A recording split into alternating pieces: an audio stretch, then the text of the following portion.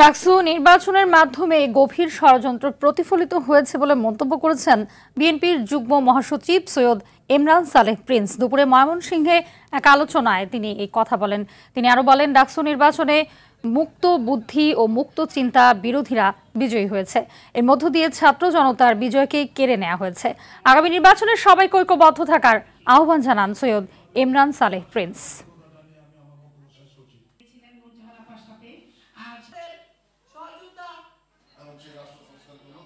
গভীর ষড়যন্ত্রের ফল হচ্ছে এই গতকালকে ডাকসু নির্বাচন, যেটা গতকালকে সেই গভীর ষড়যন্ত্র প্রতিফলিত হয়েছে ডাকসু নির্বাচনের এই ফলাফলের মধ্য দিয়ে। সেই ষড়যন্ত্রকে আমরা অনুমান করছিলাম, কিন্তু ধরতে পারি নাই, ব্যর্থ করে দিতে পারি নাই, নিয়ন্ত্রণ করতে পারি নাই। এখানেই আমাদের সীমাবদ্ধতা।